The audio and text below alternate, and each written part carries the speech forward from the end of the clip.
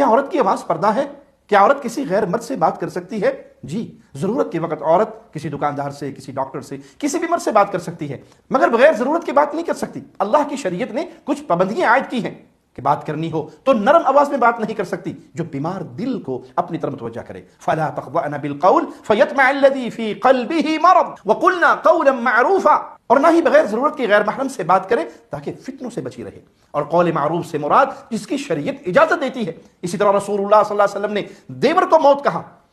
بھائی کا اپنے بھائی کے گھر آنا معیوب نہیں ہے، لیکن اس میں فتنے کا دروازہ زیادہ کھلتا ہے۔ باہر کے مردوں کی نسبت جو گھر کے اندر نامحرم رشتے ہیں ان کے ساتھ پردہ اور ان سے بچنا اور اس فتنے کو، دروازے کو بند کرنا، یہ بہت ضروری ہے۔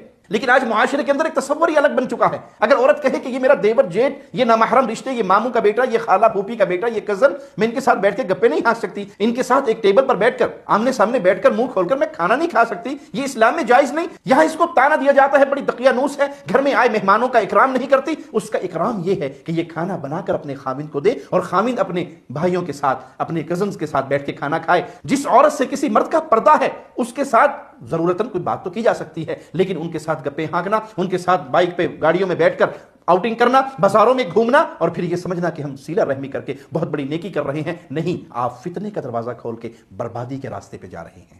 کیا عورت کی آواز پردہ ہے؟ کیا عورت کسی غیر مرد سے بات کر سکتی ہے؟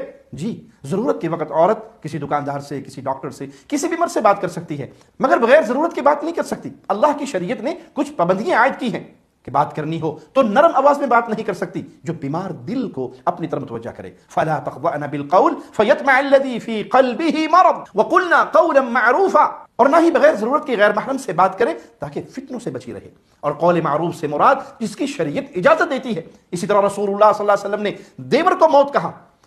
بھائی کا اپنے بھائی کے گھر آنا معیوب نہیں ہے، لیکن اس میں فتنے کا دروازہ زیادہ کھلتا ہے۔ باہر کے مردوں کی نسبت جو گھر کے اندر نامحرم رشتے ہیں ان کے ساتھ پردہ اور ان سے بچنا اور اس فتنے کو، دروازے کو بند کرنا، یہ بہت ضروری ہے۔ لیکن آج معاشرے کے اندر ایک تصور ہی الگ بن چکا ہے۔ اگر عورت کہے کہ یہ میرا دیور جیٹ، یہ نامحرم رشتے، یہ ماموں کا بیٹا، یہ خالہ پھوپھی کا بیٹا، یہ کزن، میں ان کے ساتھ بیٹھ کے گپے نہیں ہانس سکتی، ان کے ساتھ ایک ٹیبل پر بیٹھ کر آمنے سامنے بیٹھ کر منہ کھول کر میں کھانا نہیں کھا سکتی، یہ اسلام میں جائز نہیں۔ یہاں اس کو تانا دیا جاتا ہے بڑی دقیانوس ہے، گھر میں آئے مہمانوں کا اکرام نہیں کرتی۔ اس کا اکرام یہ ہے کہ یہ کھانا بنا کر اپنے خاوند کو دے اور خاوند اپنے بھائیوں کے ساتھ، اپنے کزنز کے ساتھ بیٹھ کے کھانا کھائے۔ جس عورت سے کسی مرد کا پردہ ہے اس کے ساتھ ضرورتاً کوئی بات تو کی جا سکتی ہے، لیکن ان کے ساتھ گپے ہانکنا، ان کے ساتھ بائک پہ گاڑیوں میں بیٹھ کر آؤٹنگ کرنا، بازاروں میں گھومنا اور پھر یہ سمجھنا کہ ہم صلہ رحمی کر کے بہت بڑی نیکی کر رہے ہیں، نہیں، آپ فتنے کا دروازہ کھول کے بربادی کے راستے پہ جا رہے ہیں۔